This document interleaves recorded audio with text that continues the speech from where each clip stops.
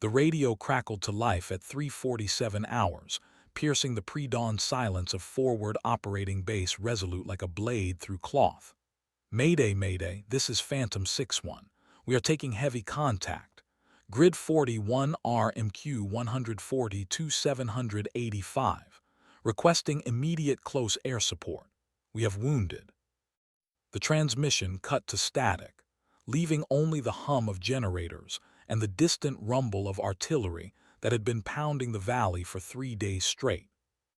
In the Tactical Operations Center, Colonel Marcus Thornfield stared at the digital map display, red icons blinking like angry Christmas lights across the mountainous terrain of eastern Afghanistan.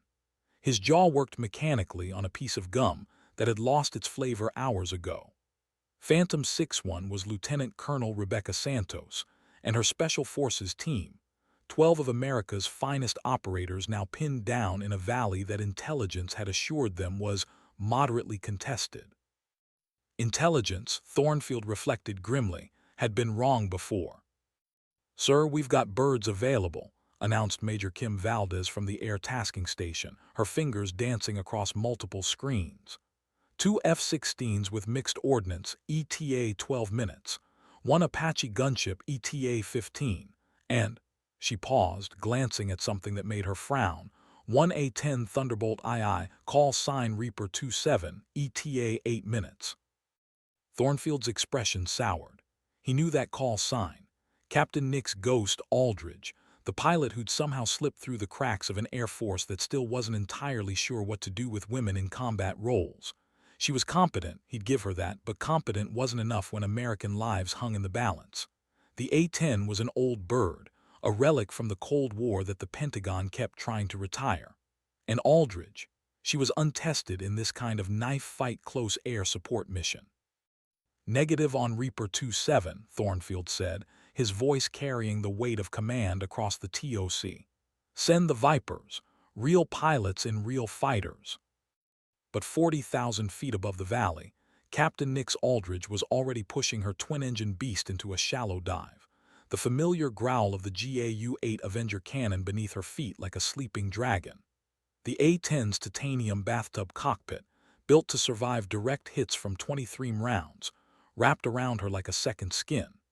Through her night vision goggles, the valley spread out below like a moonscape, all shadows and jagged edges where men were fighting and dying in the darkness. She'd been monitoring the emergency frequency. She'd heard Phantom 6-1's desperate call, and she was 8 minutes out, not 12. In the arithmetic of warfare, those 4 minutes might mean the difference between a rescue and a recovery mission. The radio in her ear buzzed. "Reaper 27, this is Resolute Base. You are directed to maintain current heading and altitude. Do not, repeat, do not engage without authorization." Captain Aldridge's thumb hovered over her radio transmit button. Below her, muzzle flashes sparkled in the darkness like deadly fireflies. The choice was hers. The pre-dawn sky held its breath. Somewhere in that darkness, Ghost was about to make a decision that would ripple through the chain of command like a shockwave. The colonel had said she'd never make it in this man's Air Force. In exactly 7 minutes and 38 seconds, she was about to prove him wrong. The A-10's engines hummed their deadly song as gravity pulled the Warthog toward the valley floor. Captain Nix Aldridge pushed the stick forward, feeling the familiar weight of the aircraft respond to her touch like an extension of her own body. She'd flown this bird through sandstorms over Iraq, through mountain passes in Syria where the air was so thin it barely held the wings aloft. But tonight felt different. Tonight felt like everything she'd trained for was converging into a single moment of truth. "Reaper 27, acknowledge last transmission," came the sharp voice from base. Colonel Thornfield himself, she realized. The man who'd made it clear during her initial briefing that he considered her assignment to this forward operating base a bureaucratic mistake, a box-checking exercise in political correctness that put real soldiers at risk. Nix keyed her mic briefly, then released it without speaking. Radio discipline could be interpreted many ways, and silence was sometimes the most honest answer.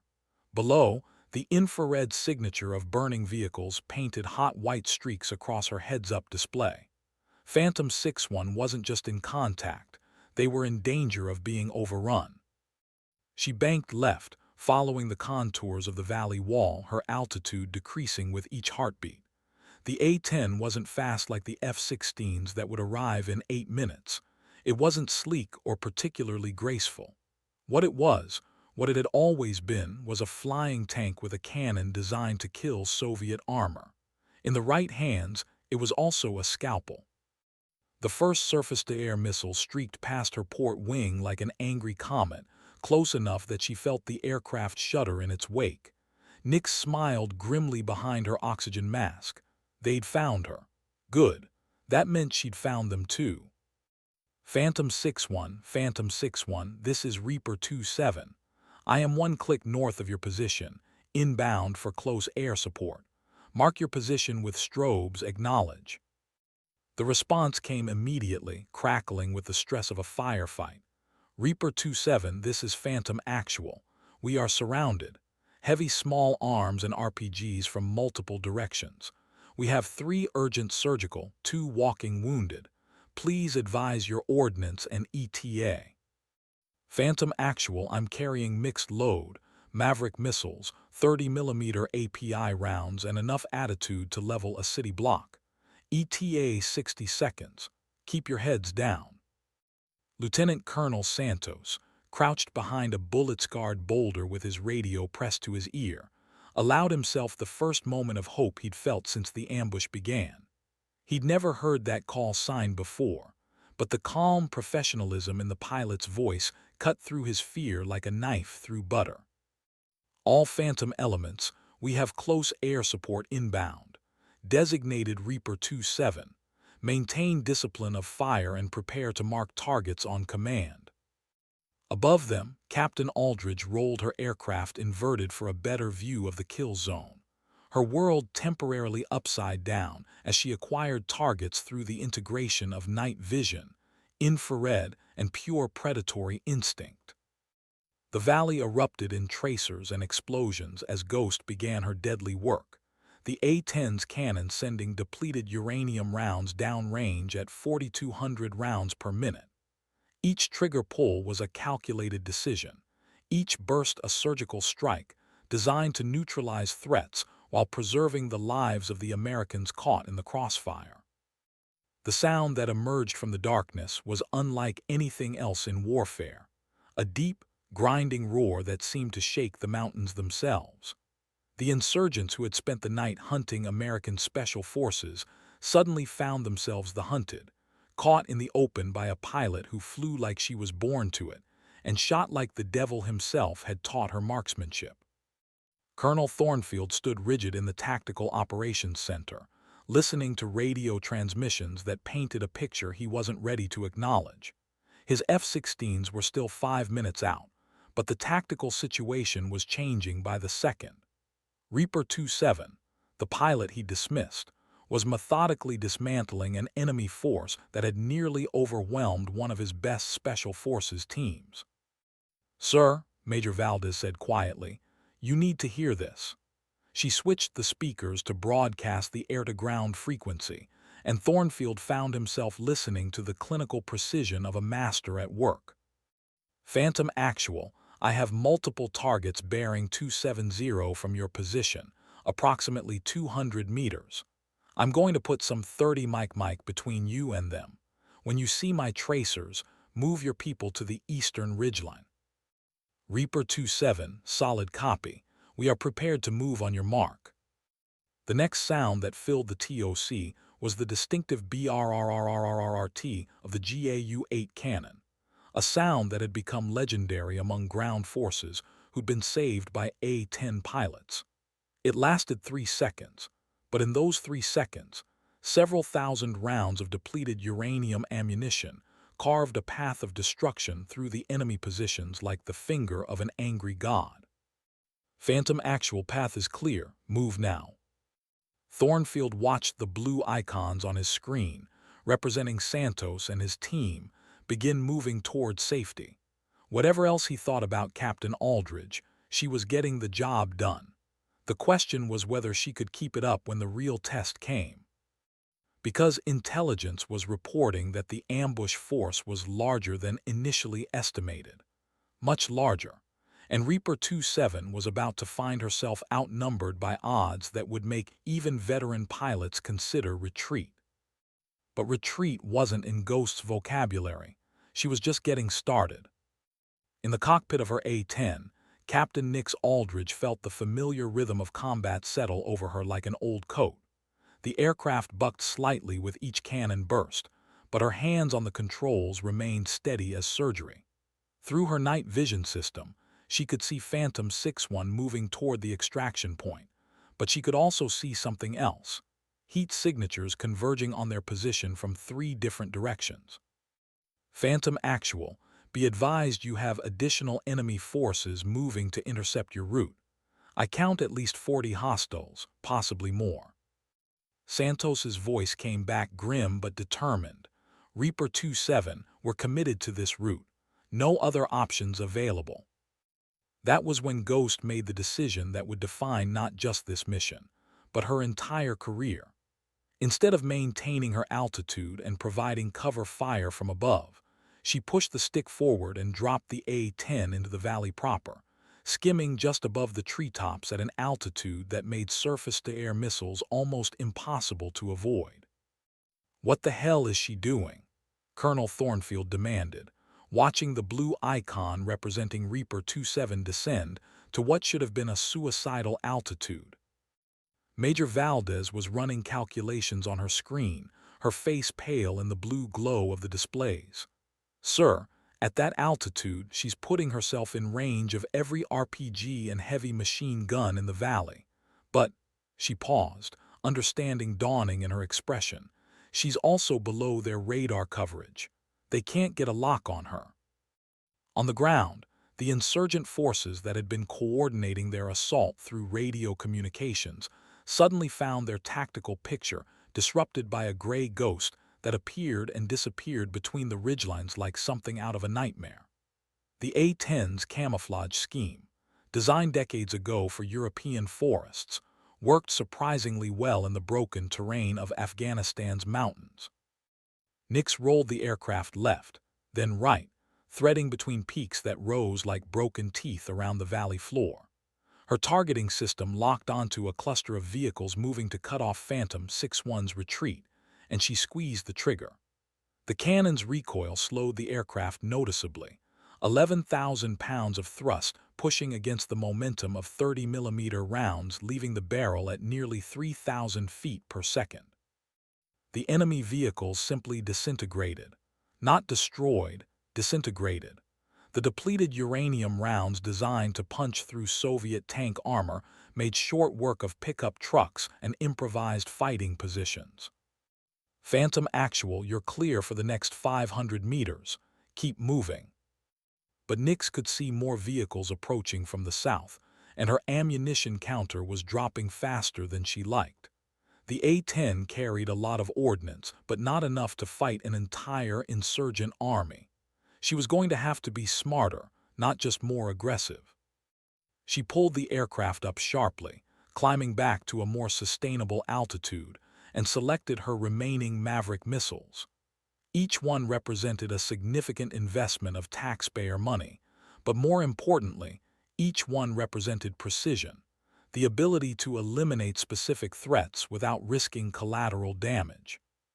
"Resolute Base, this is Reaper 27.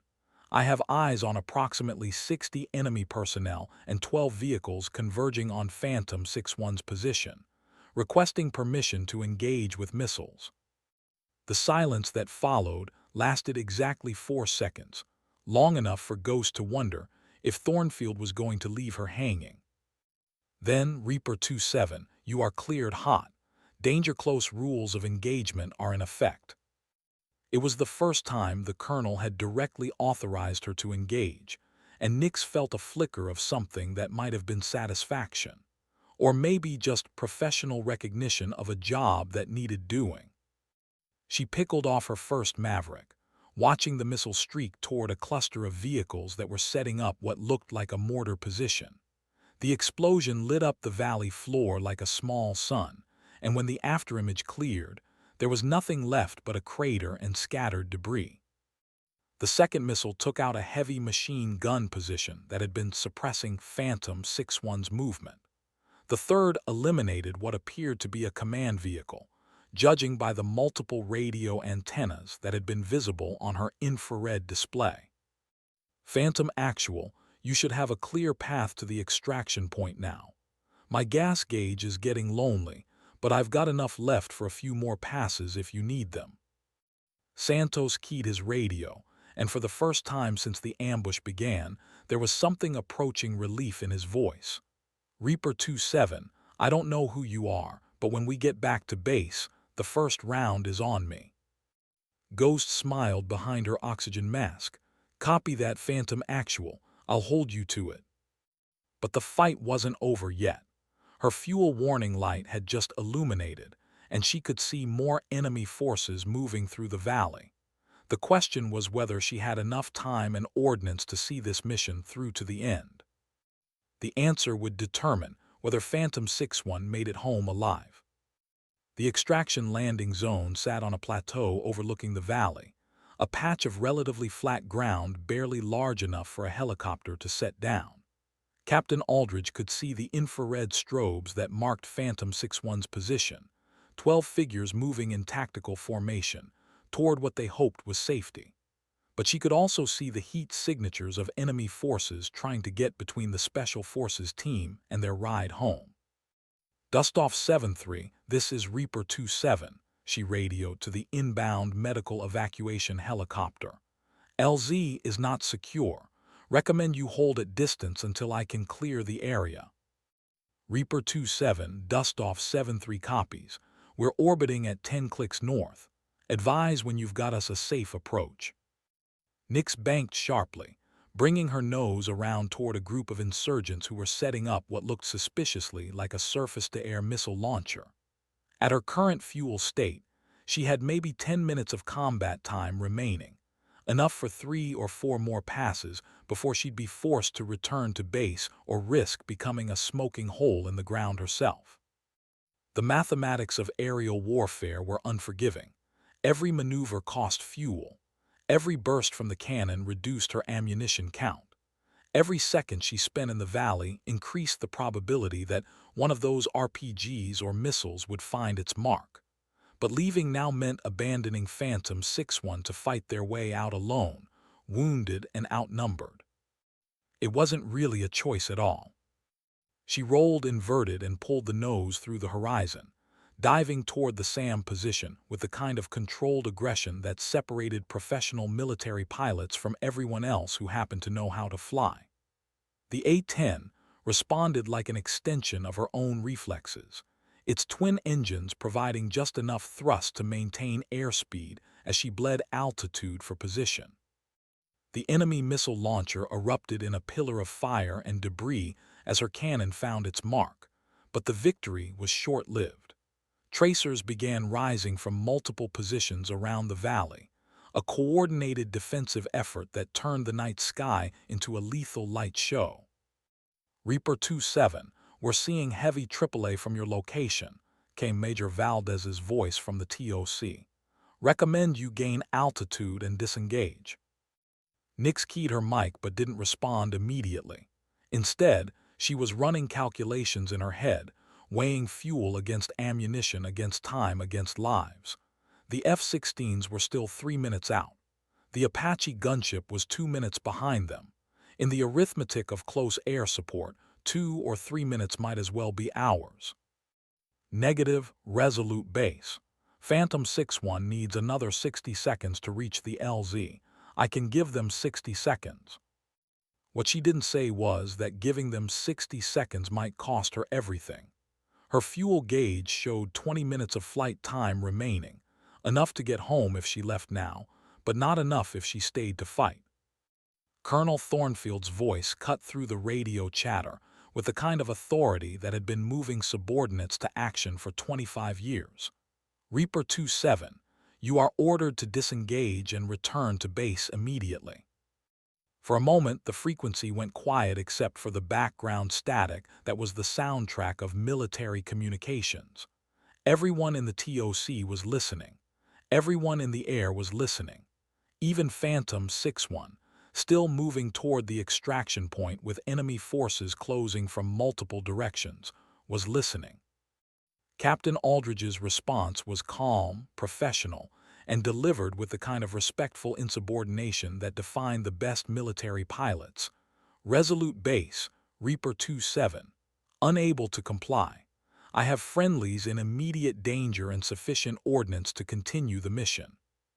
She clicked off the radio and rolled into another attack run, her targeting system locking onto a cluster of insurgents who were attempting to flank Phantom 6-1's route to the LZ.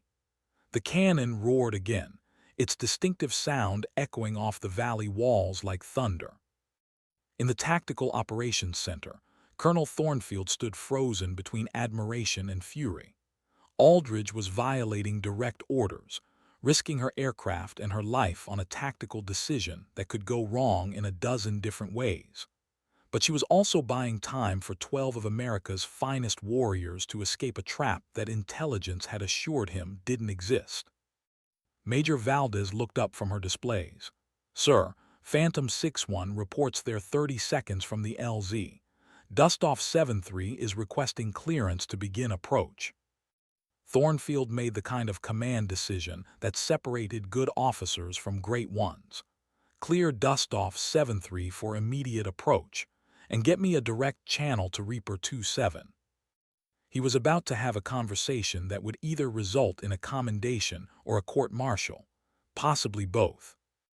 The medical evacuation helicopter swept in low and fast, its rotor wash kicking up a storm of dust and debris that provided additional concealment for Phantom 6-1's final approach to the landing zone. Captain Aldridge watched from above as the 12-man team reached the relative safety of the extraction point, but her satisfaction was tempered by the fuel warning that was now flashing insistently in her peripheral vision. "Dustoff 7-3, this is Reaper 27. You are clear for landing. I'll provide overwatch during pickup." "Reaper 27, Dustoff copies. We're going in now." The US-60 Black Hawk settled onto the plateau like a metal dragonfly, its crew chief already lowering the ramp as Phantom 6-1's medic began triaging the wounded. Lieutenant Colonel Santos was the last man to board, turning back toward the valley one final time before disappearing into the helicopter's cargo bay. Nix maintained a slow orbit around the landing zone, her remaining ammunition split between cannon rounds and one last Maverick missile. Enemy forces were still moving through the valley below, but they seemed to have lost some of their coordination now that their primary targets were no longer in the kill zone. "Dustoff 7-3, medical evacuation complete. Phantom 6-1 is aboard and secure. Thanks for the cover." "Copy that, Dustoff. Safe flight home." The Black Hawk lifted off and disappeared into the night, leaving Captain Aldridge alone in the valley with fuel for maybe 5 more minutes of flight time, and a radio that had been ominously quiet since her last exchange with Colonel Thornfield. She banked toward the route that would take her back to forward operating base Resolute, but she couldn't shake the feeling that the hardest part of this mission was still ahead of her. "Reaper 27, this is Resolute Actual. We need to talk." Colonel Thornfield's voice was calm, but there was an undertone that suggested this conversation was going to be anything but routine. Nix checked her fuel gauge one more time, 15 minutes to base if she flew a direct route and didn't encounter any unexpected headwinds. "Resolute Actual, Reaper 27, go ahead." "Reaper, I want you to know that what you did tonight." The colonel paused, as if searching for exactly the right words. "What you did tonight was either the finest example of close air support I've seen in 25 years of service, or the most spectacular case of insubordination in Air Force history. We'll discuss which one when you get back." Nix smiled despite herself. In the strange mathematics of military leadership, that was probably as close to a compliment as she was going to get until the after-action reports were filed and analyzed. Copy that. Resolute Actual. Reaper 27 is RTB fuel state critical. As she climbed toward the altitude that would give her the most efficient fuel consumption for the flight home, Captain Aldridge allowed herself a moment to process what had just happened. Somewhere below her, 12 American soldiers were alive because she had chosen to disobey orders and trust her own judgment about what the mission required. Whether that choice would end her career or define it remained to be seen. But as she watched the sun beginning to rise over the mountains of Afghanistan, painting the sky in shades of gold and crimson, Ghost was pretty sure she could live with either outcome. The important thing was that Phantom 61 Hangul, Comium Enus Hangul, Koe Enus Hangul Koan Enus, OULD lived to see another sunrise too. The A-10 Thunderbolt II touched down on the runway at Forward Operating Base Resolute, as the first light of dawn was painting the mountains in soft pastels that seemed almost peaceful after the violence of the night. Captain Nix Aldridge went through her post-flight checklist with the methodical precision of a pilot who understood that attention to detail was what separated professional aviators from statistics. But part of her mind was already focused on the conversation that awaited her in Colonel Thornfield's office. She climbed down from the cockpit and walked around her aircraft, conducting the kind of thorough inspection that maintenance crews appreciated, and that had kept her alive through 3 combat deployments. The A-10 showed the scars of its latest mission: small-caliber bullet holes in the wing and tail surfaces, stress cracks around the cannon housing where 11,000 rounds of recoil had tested the airframe's structural limits. But the bird was intact, and more importantly, it had brought her home. In the fraternity of combat pilots, that was all that really mattered. "Ma'am," Staff Sergeant Martinez, her crew chief, appeared at her elbow with the expression of someone who'd been monitoring radio traffic all night. "How'd she handle?" "Like she always does, Sergeant. Like she was built for this exact mission." Nix pulled off her helmet and ran a hand through sweat-matted hair. "She's going to need some attention before the next sortie, though. Check the cannon housing for stress fractures, and I want a complete inspection of the control surfaces. We took some hits." Martinez nodded, already making notes on his clipboard. "Yes, ma'am. Word is you pulled Phantom 61 out of a tight spot." Phantom 61 pulled themselves out. "I just provided a little encouragement for the bad guys to keep their heads down." It was the kind of modest deflection that experienced non-commissioned officers recognized as the mark of a pilot who understood that air power was only effective when integrated with ground operations. Martinez had worked with enough aviators to know the difference between those who saw themselves as knights of the sky and those who understood that they were part of a team. "Captain Aldridge," a young airman appeared, slightly out of breath. "Colonel Thornfield requests your immediate presence in the Tactical Operations Center." Nix nodded, handed her helmet to Martinez, and began the walk across the base that would determine whether her career in the Air Force continued or ended with the sunrise. The TOC was a climate-controlled haven of screens and communication equipment that served as the nerve center for all air operations in the sector. And as she stepped inside, she could feel the attention of everyone present focusing on her. Colonel Thornfield stood with his back to the entrance, studying a large screen display that showed the tactical situation from the previous night. Red icons marked enemy positions that had been neutralized. Blue icons traced the movement of Phantom 61 from the ambush site to the extraction point, and a single green line showed the track of Reaper 27's multiple attack runs through the valley. "Captain," he said without turning around, "interesting night." "Yes, sir. Major Valdez has been kind enough to compile some statistics from your little excursion." Thornfield gestured toward the Air Force intelligence officer, who consulted a tablet before speaking. Reaper 27 engaged and neutralized 43 enemy personnel, 12 vehicles, and 6 crew-served weapons emplacements. Mission duration was 37 minutes. Ammunition expended: 420 rounds of 30mm API, 3 AGM-65 Maverick missiles. Fuel remaining upon landing, 8 minutes. The colonel finally turned around, and Nix found herself looking into eyes that revealed nothing of his thoughts. 8 minutes of fuel, Captain. Do you know what that means? It means I cut it close, sir. It means that if you had encountered headwinds, or if your return route had been compromised, or if any one of a dozen different variables had gone wrong, you would have become a casualty yourself. And then instead of celebrating the successful extraction of Phantom 6-1, we'd be planning a search and rescue mission for a downed pilot. Nix met his gaze steadily. Yes, sir, that's correct.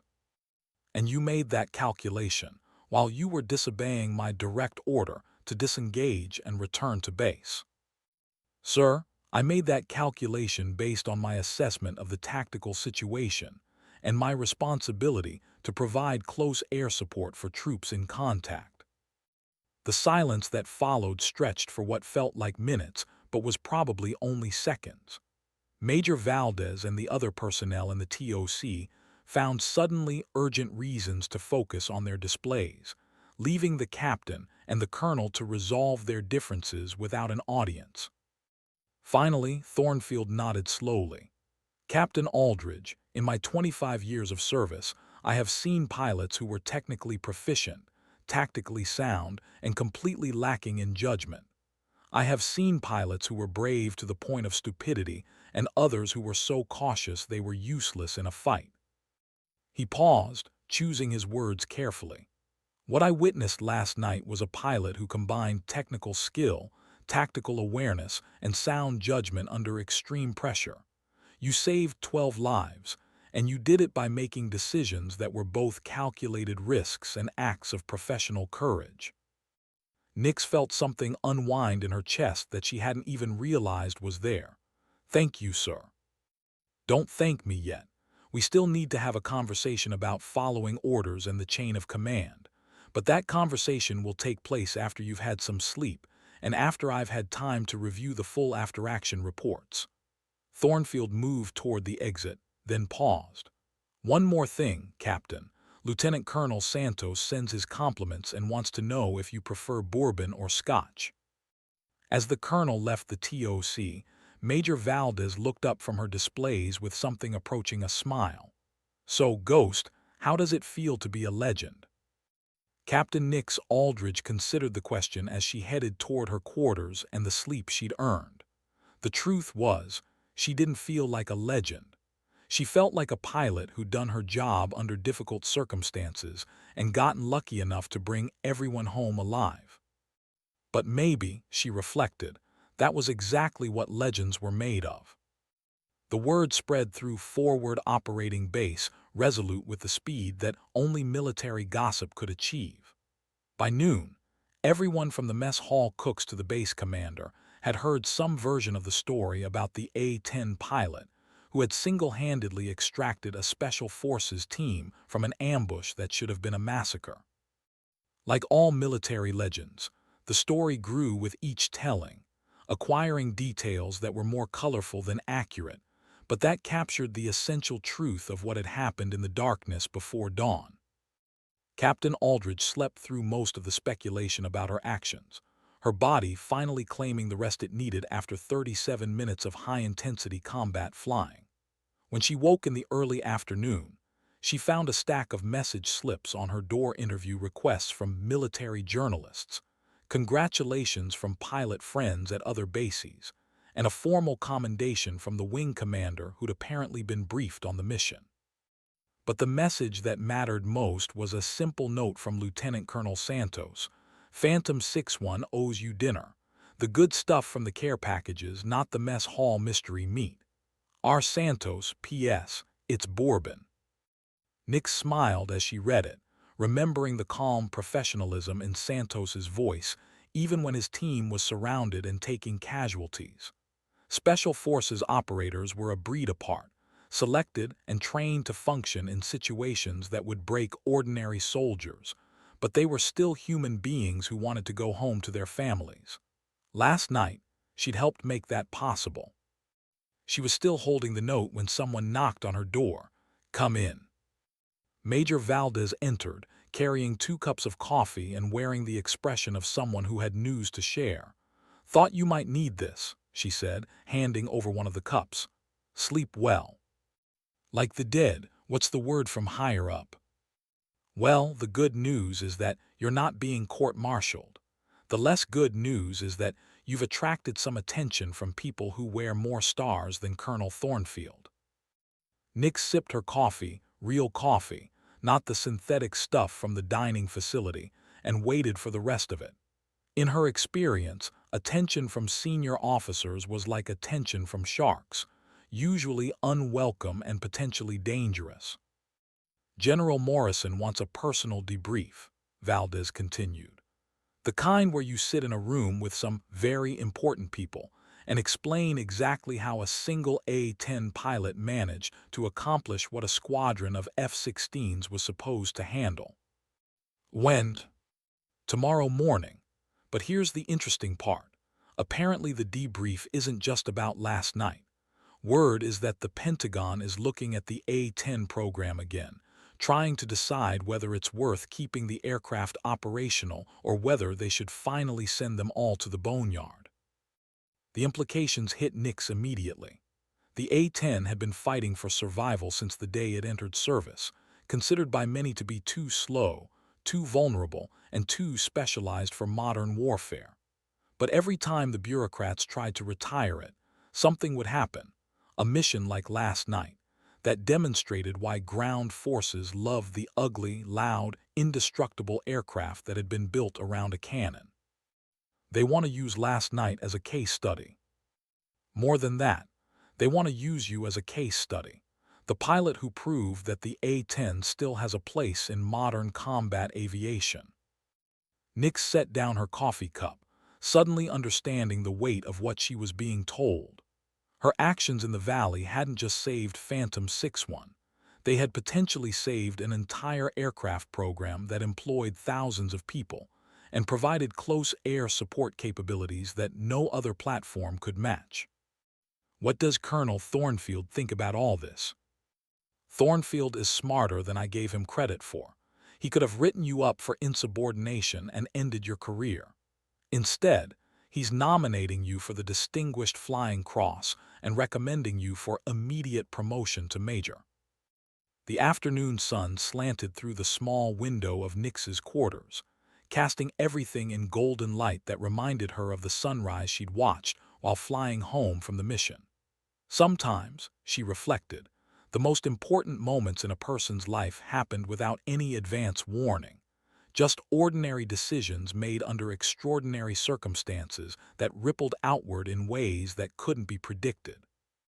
"Kim," she said, using the major's first name for the first time, "what do you think I should tell the general?"